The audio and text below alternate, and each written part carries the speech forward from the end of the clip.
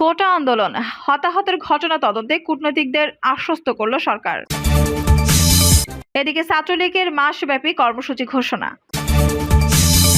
জানাবো ঘরে ঢুকেছে বিএনপি, নতুন কৌশলে জামায়াত। জুলাইতে রিজার্ভ কমলো $130 কোটি। এবং সর্বশেষ জানাবো প্রথম আলোর গৃহপালিত শোপিস তারকারা মাঠে। দর্শক শুনছিলেন সংবাদ শিরোনাম, এখন বিস্তারিত। কোটা আন্দোলন হতাহতের ঘটনা তদন্তে কূটনীতিকদের আশ্বস্ত করল সরকার। বৈষম্য বিরোধী আন্দোলনকে কেন্দ্র করে যেসব হতাহতের ঘটনা ঘটেছে সেগুলো তদন্ত ও বিচার বিষয়ে সরকার কূটনীতিকদের আশ্বস্ত করেছে বলে জানিয়েছেন পররাষ্ট্র সচিব মাসুদ বিন মোমেন। পররাষ্ট্র সচিব বলেন, কোটা সংস্কার আন্দোলন নিয়ে বিদেশি কূটনীতিকদের আমরা লেটেস্ট তথ্য ও ভিডিও দেখেছি। আমরা জানিয়েছি হেলিকপ্টার থেকে র্যাব গুলি করেনি। এছাড়া আন্দোলনের সময় বিজেপি ও পুলিশের ভূমিকা কি ছিল সেটাও তুলে ধরেছি।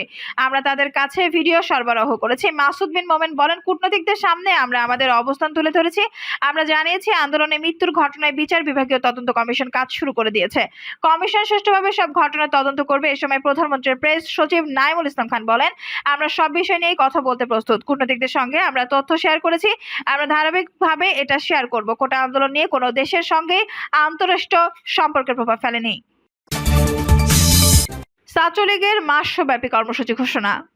বঙ্গবন্ধু শেখ মুজিবুর রহমান ও বঙ্গমাতা শেখ ফজিলাতুন্নেসা মুজিব সহ 1975 সালের 15ই আগস্টের শহীদদের স্মরণে জাতীয় শোক দিবস পালন ও 2004 সালের 21 আগস্ট গ্রেনেড হামলায় নিহতদের স্মৃতির প্রতি শ্রদ্ধা জানাতে মাসব্যাপী কর্মসূচি ঘোষণা করেছে বাংলাদেশ ছাত্রলীগ।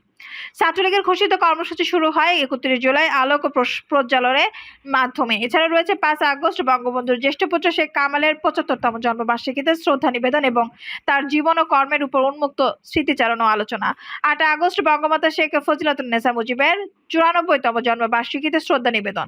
15ই আগস্ট জাতির পিতা বঙ্গবন্ধু শেখ মুজিবুর রহমান ও বঙ্গমাতা শেখ ফজিলাতুন্নেসা মুজিবের 49তম শাহাদাত বার্ষিকীতে শ্রদ্ধা নিবেদন, রক্তদান কর্মসূচি এবং অসহায় মানুষের মাঝে খাবার বিতরণ। 16 আগস্ট সব মাদ্রাসায় বঙ্গবন্ধু, বঙ্গমাতা ও 15ই আগস্ট শহীদদের আত্মার শান্তি কামনা করে দোয়া মাহফিল। 17ই আগস্ট 2005 সালে জামায়াত বিএনপির সংঘটিত সিরিজ বোমা হামলার প্রতিবাদে দেশব্যাপী সন্ত্রাস বিরোধী ছাত্র সমাবেশ। 21 আগস্ট বর্বরোচিত গ্রেনেড হামলায় নিহতদের স্মরণে শ্রদ্ধা নিবেদন এবং শেখ হাসিনা তুমি অবিচল, অকুতভয়, অপ্রতিরোধ্য, দুর্জয় শীর্ষক পদযাত্রা। 24 আগস্ট নারী নেত্রী আইভি রহমানের 20তম মৃত্যুবার্ষিকীতে শ্রদ্ধা নিবেদন। 27 আগস্ট জাতীয় কবি কাজী নজরুল ইসলামের 48তম মৃত্যুবার্ষিকীতে শ্রদ্ধা নিবেদন এবং চির উন্নত শির নজরুল থেকে বঙ্গবন্ধু থেকে দেশরত্ন শীর্ষক সঙ্গীত, কবিতা, গল্প পাঠ। 31 আগস্ট শোকের মাস, আগস্ট স্মরণে ঐতিহাসিক সরোয়ার্দী উদ্যানে লক্ষ্য মুজিব ঘরে ঘরে শীর্ষক সমাবেশ। এছাড়াও সংগঠনটির আয়োজনে 2, 9, 16, 23, 30 আগস্ট প্রতি শুক্রবার সন্ধ্যায় শাহবাগে বঙ্গবন্ধুর উপর নির্মিত চলচ্চিত্র, প্রমাণ্যচিত্র, ডকুমেন্টারি, মুক্তিযুদ্ধ ভিত্তিক সিনেমা প্রদর্শন করা হবে। তাছাড়া আগস্টে ছাত্রলীগের বাৎসরিক প্রকাশনা মাতৃভূমি এর মোড়ক উন্মোচনের কথা বলা হয়েছে। বিজ্ঞপ্তিতে বলা হয়, বাংলার ছাত্র সমাজকে সাথে নিয়ে ছাত্রলীগের সকল সাংগঠনিক ইউনিটকে যথাযথ ভাব, গাম্ভীর্য ও মর্যাদার সাথে বাঙালির চিরতম শোকের মাস আগস্ট বাংলাদেশ ছাত্রলীগ ঘোষিত প্রতিটি কর্মসূচি এবং অন্যান্য সামাজিক, সাংস্কৃতিক, শিক্ষামূলক ও সৃজনশীল কর্মসূচি পালনের নির্দেশনা প্রদান করা হচ্ছে। ঘরে ঢুকেছে বিএনপি, নতুন কৌশলে জামায়াত। কোটা সংস্কার আন্দোলন যখন সহিংস রূপ নেয় তারপর থেকে সরকার কঠোর অবস্থানে কারফিউ জারি এবং সেনা মোতায়েনের মাধ্যমে সরকার পরিস্থিতি অনেকটাই নিয়ন্ত্রণে এসেছে। ব্লক রেইড করে দোষীদের চিহ্নিত করা হচ্ছে এবং তাদের গ্রেপ্তার করা হচ্ছে। সরকারের পক্ষ থেকে বলা হচ্ছে, কয়েক হাজার ব্যক্তিকে সন্ত্রাস এবং নাশকতার অভিযোগে বিভিন্ন মামলায় গ্রেপ্তার করা হয়েছে। বিএনপি এবং জামায়াতের অনেক শীর্ষ নেতারাও গ্রেপ্তার হয়েছেন, তাদের বিরুদ্ধে সুনির্দিষ্ট মামলা দায়ের করা হয়েছে। এরকম পরিস্থিতিতে বিএনপির হতবিহ্বল হয়ে পড়েছে। এভাবে তাদের উপর সারিসি আক্রমণ হবে, এটি তাদের কাছে ছিল অপ্রত্যাশিত। 7 জানুয়ারি নির্বাচনের পর হতাশাগ্রস্ত এবং ক্ষতবিক্ষত বিএনপি যখন নিজেরা ঘুরে দাঁড়ানোর চেষ্টা করছিল, তখন নতুন করে সংগঠিত হওয়ার জন্য কিছু কর্মসূচি শুরু করেছিল। ঠিক সেই সময় আবার বিএনপির উপর গ্রেপ্তারের খড়গ নেমে এসেছে। ফলে বিএনপি এখন গুটিয়ে গেছে। বিএনপি নেতারা বলেছেন যে লন্ডন থেকে যে বার্তা আসুক না কেন, বাঁচার জন্য তারা এখন কোনো রকমের কর্মসূচিতে যাওয়ার পক্ষপাতী নয়, বরং বিএনপি আসলে পরিস্থিতি দেখতে চাইছে। বিএনপি স্থায়ী কমিটির বৈঠকে গতকাল শিক্ষার্থীদের আন্দোলনের উপর নজর রাখার কথা বলা হয়েছে। বিএনপি মনে করছে যে শিক্ষার্থীরা এখন যেভাবে নিত্য নতুন কর্মসূচির মাধ্যমে মাঠে আসছে, তাতে বিভিন্ন শ্রেণী পেশার মানুষ এবং সাধারণ মানুষ শিক্ষার্থীদের পক্ষে যাবে। এর ফলে আবার একটি আন্দোলনের পরিস্থিতি সৃষ্টি হয়ে যাবে আপনা-আপনি ভাবে। সাধারণ মানুষের মধ্যে সরকারের ব্যাপারে একটি নেতিবাচক মনোভাব তৈরি হচ্ছে বলে বিএনপি নেতারা মনে করেন। বিএনপি এই সুযোগটাই নিতে চাইছে। তারা মনে করছে যে আপাতত শিক্ষার্থীরা তাদের আবেদন চালিয়ে যাক এবং তার সঙ্গে শ্রেণী পেশার মানুষ যুক্ত। ইতিমধ্যে আজকে সাংস্কৃতিক কর্মীরা মাঠে নেমেছে, আইনজীবীরা আগেই কাজ শুরু করেছিল। সবকিছু মিলে বিএনপি জামায়াতের নিয়ন্ত্রণের বাইরে থেকে একটি সরকারের বিরুদ্ধে আবহাওয়া তৈরি হচ্ছে। ছাত্র, শিক্ষক, সাংস্কৃতিক কর্মী, আইনজীবীদের মধ্যে এক ধরনের আন্দোলনের নতুন চেষ্টা লক্ষ্য করা যাচ্ছে। এটিকে দেখার অপেক্ষায় আছে বিএনপি। অর্থাৎ এই আন্দোলনে এখন বিএনপি শুধুমাত্র দর্শক। তারা বিটিএম সুবিধা মতো সময় তারা মাঠে নামবে সরকারের বিরুদ্ধে, এটি তাদের এখন পরিকল্পনা। অন্যদিকে এই ঘটনা জামায়াতে ব্যাক ফুটে চলে গেছে। জামায়াতের বহু নেতাকর্মীকে গ্রেপ্তার করা হয়েছে। জামায়াতের রাজনীতি ও আনুষ্ঠানিকভাবে নিষিদ্ধ করা হয়েছে। কিন্তু তারপরেও জামায়াত হতবিহ্বল নয় এবং জামায়াত প্রতিক্রিয়াহীন, বরং জামায়াত নতুন কৌশল অবলম্বন করার পক্ষে। বিভিন্ন সূত্রগুলো বলছে শিক্ষার্থীদের আন্দোলনকে যে কোনো মূল্যে অব্যাহত রাখার জন্য জামায়াত এখনো নেটওয়ার্ক চালিয়ে যাচ্ছে। সাধারণ শিক্ষার্থীদের মধ্যে ছাত্র শিবিরের একটি বড় ধরনের নেটওয়ার্কে তৈরি হয়েছে। সেই নেটওয়ার্ককে কাজে লাগিয়ে জামায়াত এখন শিক্ষার্থীরা তাদের যেন টাকা পয়সার অভাব না হয় সেই চেষ্টায় অব্যাহত রেখেছে জামায়াত। এখন জামায়াত ভিন্ন কৌশল গ্রহণ করেছে। এখন সাধারণ শিক্ষার্থীদের সামনে রেখে আন্দোলনে একটি জাতীয় আবহাওয়া সৃষ্টি করার জন্য তারা চেষ্টা করছে এবং এই লক্ষ্যে ছদ্মবেশী ছাত্র শিবিরের কর্মীরা অগ্রণী ভূমিকা পালন করেছে। জামায়াত মনে করছে যে সামনের দিনগুলোতে আন্দোলনের আরো নতুন উদ্যোগ গ্রহণ করা দরকার। রিজার্ভ কমলো $130 কোটি। জুলাই মাসে বৈদেশিক মুদ্রার রিজার্ভ 130 কোটি কমে $20.49 বিলিয়ন নেমেছে। আগের মাস অর্থাৎ জুন শেষে যা ছিল $21.79 বিলিয়ন, আর নেট রিজার্ভ কমে $15.47 বিলিয়ন নেমেছে। বাংলাদেশ ব্যাংকের তথ্য অনুযায়ী গত জুলাই মাসে রেমিটেন্স এসেছে $190 কোটি। আগের মাস জুনে এর পরিমাণ ছিল $254 কোটি।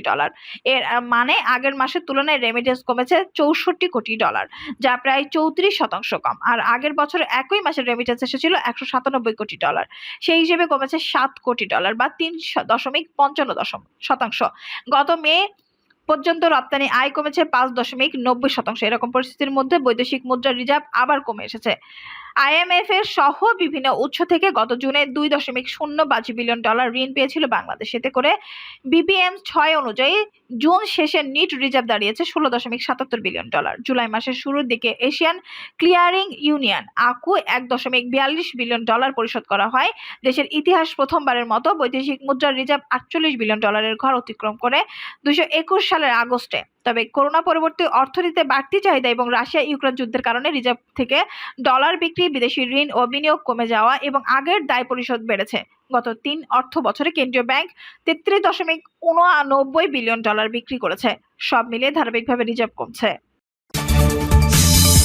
প্রথম আলোর গৃহপালিত শোপিস তারকারা মাঠে। আজ সকালে শোবিজের কয়েকজন তারকা জড়ো হয়েছিল শিক্ষার্থীদের বিরুদ্ধে তাদের ভাষায় হয়রানি, নিপীড়নের প্রতিবাদে। তারা সরকারের সমালোচনার মুখর হয়েছিলেন। শেরে বাংলা নগরে সকালে কিছু সময়ের জন্য তারা জড়ো হয়েছিল এবং শিক্ষার্থীদের 9 দফা দাবির প্রতি সংহতি প্রকাশ করেছেন। সমাবেশে গুড়ি গুড়ি বৃষ্টি ভেজার মধ্যেও তারা উপস্থিত হয়েছিলেন। এই শোবিজ তারকাদের একটি অভিন্ন পরিচয় রয়েছে।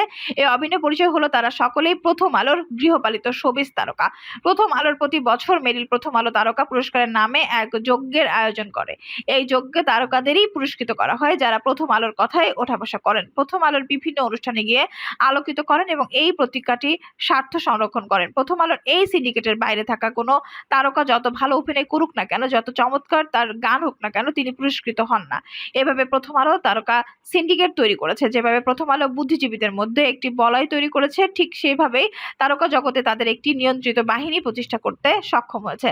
আর এখন সরকারের বিরুদ্ধে মাঠে নামিয়েছে। আজকের এই আয়োজনের প্রধান উদ্যোক্তা ছিল চরকির রেদন রনি। চরকির প্রথম আলো এবং ট্রান্সকম গ্রুপের একটি অঙ্গ প্রতিষ্ঠান। বাংলাদেশের কোনো রকম অনুমতি, লাইসেন্স ইত্যাদি ছাড়াই OTT প্ল্যাটফর্মে মাদক ও অশ্লীলতা ছড়িয়ে দিচ্ছে চরকি। সরকার তার বিরুদ্ধে নির্বিকার কোনো ব্যবস্থা গ্রহণ করছে না। আজকের অনুষ্ঠানে যারা উপস্থিত ছিলেন তারা সকলেই মেরিল প্রথম আলো পুরস্কার প্রাপ্ত এবং বিভিন্ন সময় তারা প্রথম আলোর স্বার্থ সংরক্ষণ করেন। এদের মধ্যে ছিলেন মামুনুর রশিদ, অমিতাভ রেজা চৌধুরী, মোশাররফ করিম, আজমেরি হক বাঁধন, সিয়াম আহমেদ, রিফাত রশিদ মিথিলা, জাকিয়া বাড়ি মম, সৈয়দ আহমেদ শাওকি, আশরাফ নিপুন, আদনান আল রাজীব, তানিম নূর, নুসরাত ইমরোজ তিশা, সাবিলা নূর, তাসনিয়া ফারিন সহ অনেকে। এই সমস্ত তারকাদের আবার কেউ কেউ সরকারের কাছ থেকে বিভিন্ন সময় নানা রকম সুযোগ সুবিধা নিয়েছিলেন। গণভবনে গিয়ে আপ্যায়িত হয়েছিলেন এদের অনেকে। আর এখন এরা সরকারের বিরুদ্ধে নেমেছে। প্রথম আলো সাম্প্রতিক সময়ে বিভিন্ন শ্রেণী পেশার মানুষদেরকে জড়ো করেছে সরকারের বিরুদ্ধে কোটা সংস্কার আন্দোলন শেষ হয়ে গেলেও এই আন্দোলনকে জিয়েই রেখে সরকারকে আছে চাপে ফেলা এবং আরেকটি ১/১১ আনার জন্য নিরন্তর প্রচেষ্টায় লিপ্ত প্রথম আলো পত্রিকাটি যেমন প্রতিনিয়ত নানা রকম উস্কানিমূলক খবর পরিবেশিত হচ্ছে, ঠিক তেমনি প্রথম আলো নিয়ন্ত্রিত বুদ্ধিজীবীরা রাজপথে নামছেন। নানা রকম বক্তৃতা বিবৃতিতে তাদেরকে সরব দেখা যাচ্ছে। আর এখন সংস্কৃতি কর্মীদেরও মাঠে নামানো হলো। ১/১১ সময় প্রথম আলো এবং ডেইলি স্টার গ্রুপ যেরকম পরিকল্পনা নিয়ে নেমেছিল, এখন তারা আবার সেই একই মিশন বাস্তবায়নের জন্য চেষ্টা করছে। উল্লেখ্য যে সরকার ইতিমধ্যে গ্যাজেটে বিজ্ঞপ্তি দিয়ে কোটা সংস্কার করেছে। ৮ দফা দাবিও নীতিগতভাবে তারা মেনে নিয়েছে এবং সেই দাবি অনুযায়ী কাজ শুরু করেছে। বিচার বিভাগীয় তদন্তে জাতিসংঘের পরামর্শ গ্রহণ করার জন্য প্রধানমন্ত্রী অঙ্গীকার ব্যক্ত করেছে। এরকম একটি বাস্তবতা তথাকথিত আওয়ামী লীগ সরকার প্রথম আলোর পুতুল হয়ে মাঠে নামলেন কেন, সেটি একটি প্রশ্ন। তবে সবচেয়ে মজার ব্যাপার হলো বিভিন্ন সময় বিশেষ করে নির্বাচনের আগে পরে যে সমস্ত তারকারা আওয়ামী লীগের চেয়ে বড় আওয়ামী লীগ হয়ে গিয়েছিলেন তারা এখন নীরব। যখন প্রথম আলোর গৃহপালিত তারকারা সংসদ ভবনের সামনে এই ধরনের প্রতিবাদ করেছিলেন তখন তারা গিয়েছিলেন বিটিভি পরিদর্শন করতে। আওয়ামী লীগের বিভিন্ন অনুষ্ঠানে যাদের উজ্জ্বল উপস্থিতি লক্ষ্য করা যায় তারা এখন সরকারের পক্ষে মাঠে নাই কেন, সেই প্রশ্ন অনেকের। দর্শক, এই ছিল এখনকার সর্বশেষ সংবাদ। নিউজটি ভালো লাগলে অবশ্যই একটা লাইক দিন, কমেন্টে আপনার মূল্যবান মতামত জানান। সবসময় আমাদের পাশে থাকতে সাবস্ক্রাইব করে বেল বাটনটি অন করে রাখুন। ধন্যবাদ।